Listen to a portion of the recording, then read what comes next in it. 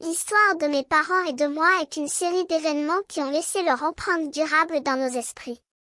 C'est pourquoi j'ai décidé de les raconter, pour partager leur étrangeté et leur peur avec vous. Mon père, alors qu'il était enfant, avait une expérience inoubliable qui l'avait laissé perdu et effrayé. Il était seul à la maison, regardant la télévision dans le salon, quand brusquement, la télévision s'est éteinte. Il s'est levé pour la rallumer, mais cela s'est répété plusieurs fois. Finalement, il a découvert un homme caché derrière le canapé, tenant la télécommande. L'homme avait des cheveux en bataille et un regard étrange. Mon père a couru vers la porte en criant, avant de se rendre aux voisins qui ont appelé la police. L'homme était toujours dans la maison lorsque les policiers sont arrivés. Mon amie m'a également raconté une histoire qui me fait frémir. Elle rentrait de l'école à pied, seule dans la maison, lorsque sa mère, qui travaillait, est revenue tard le soir. Mais cette nuit-là, la mère de mon amie n'était pas seule. Un homme, habillé d'un long manteau, l'a suivie jusqu'à la maison. Grâce à un coup de chance, l'homme n'a pas réussi à la prendre. Mon père et moi avons également eu des expériences étranges. Il y a un jour où nous avons entendu des bruits étranges dans la chambre de ma mère. Nous avons cru que c'était une mauvaise journée pour elle, mais le père de Jacob a découvert que la fenêtre était grande ouverte, la télévision avait été déplacée et l'écran était tourné vers l'extérieur. Il a fermé la fenêtre, verrouillé la chambre et fait dormir dans le salon. Je me souviens d'une nuit où j'étais seule dans ma chambre, à l'étage. J'ai cru que j'allais mourir de peur. J'ai vu une ombre au-dessus de mon lit, et je me suis dit que c'était mon chapeau. Mais chaque fois que je me réveillais, l'ombre était toujours là. Finalement, j'ai vu le visage d'un homme regardant par-dessus le bord de mon lit. J'ai crié et couru hors de ma chambre pour aller chercher mon père. Je me souviens également d'une nuit où nous avons joué à la chasse à l'homme avec mes amis. Nous avons utilisé les jardins et les bois derrière nos maisons comme terrain de jeu. J'ai utilisé toujours la même cachette, un vieux tonneau rouillé qui était jeté dans les bois. Mais cette nuit-là, il était inhabituellement calme. J'ai entendu des pas à proximité, et j'ai supposé que c'était l'un de mes coéquipiers. Mais lorsque j'ai essayé de parler, l'inconnu m'a chargé à toute vitesse. J'ai couru hors des bois pour trouver une nouvelle cachette, mais personne n'est jamais sorti des bois. J'ai entendu tous mes amis appeler mon nom, et j'ai supposé que quelque chose n'allait pas. J'ai vu mes parents parler avec les parents de Joe, et j'ai compris que quelque chose de grave était arrivé.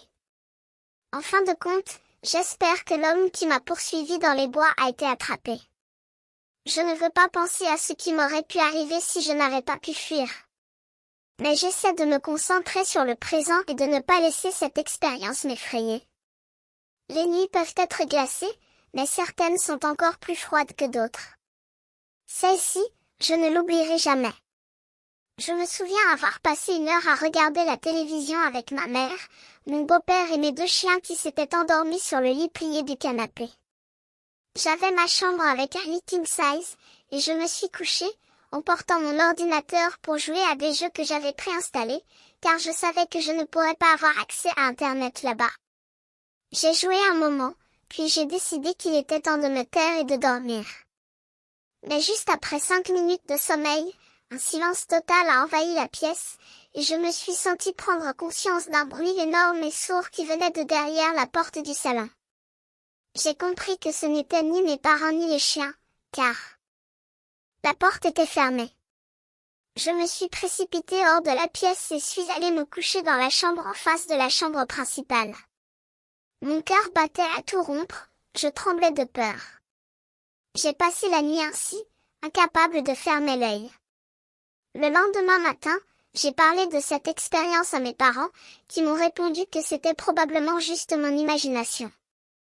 Mais je suis persuadée que ce n'était pas ça. C'est ainsi que j'ai décidé de rester une nuit supplémentaire à la maison de mon ami Mike, en Caroline du Nord, après que j'ai passé un entretien d'embauche pour une entreprise à 1 heure de route de là. J'étais venue du New Jersey et j'avais envie de revoir un de mes amis. Mike m'avait proposé de dormir chez lui pendant quelques jours. Nous avons passé la soirée à fêter le fait que j'avais été embauchée, avec quelques amis et quelques bières. Nous avons continué à boire et à rire jusqu'à très tard, et j'ai fini par me coucher dans la chambre d'amis, épuisée. Mais quelques heures plus tard, j'ai été réveillée par un bruit inattendu.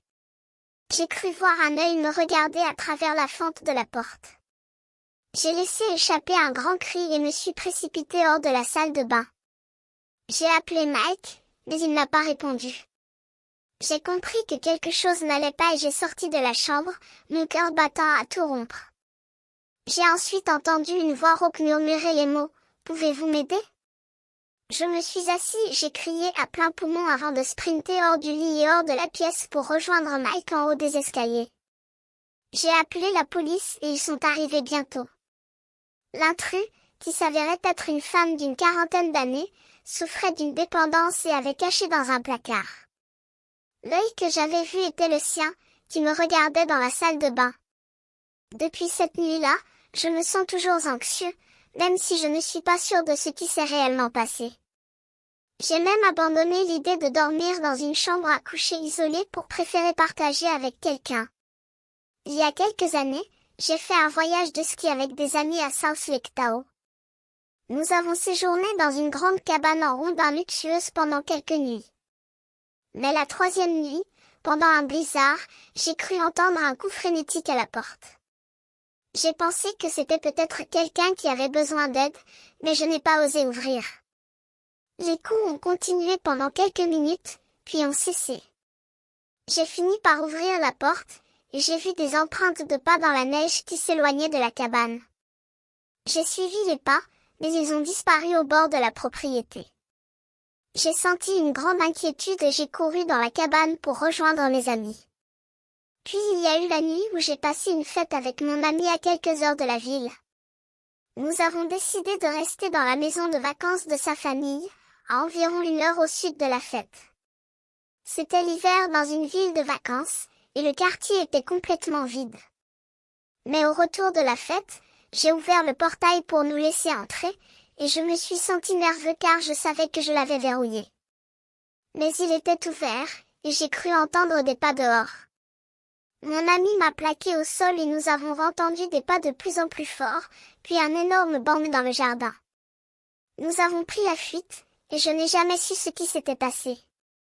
Et puis, il y a eu ce week-end où j'avais 10 ans, et mon frère Ben, qui en avait un. Mes parents peignaient nos chambres, et nous devions dormir au sous-sol. Il y avait un canapé lit en bas qui se transformait en lit, et Ben avait un berceau supplémentaire en bas. Mais ce soir-là, je me suis réveillée avec Ben en train de crier, pas en train de pleurer. Il montrait du doigt la chaufferie plongée dans le noir, juste à côté de son berceau. J'ai attrapé Ben et je suis sortie de là. Aussi vite que possible. J'ai jamais redescendu dans ce sous-sol. Ces nuits-là, je me sens toujours comme si je vivais dans un rêve, comme si je n'étais pas vraiment réveillée. Mais je sais que ce sont des événements réels, et que je ne pourrai jamais les oublier.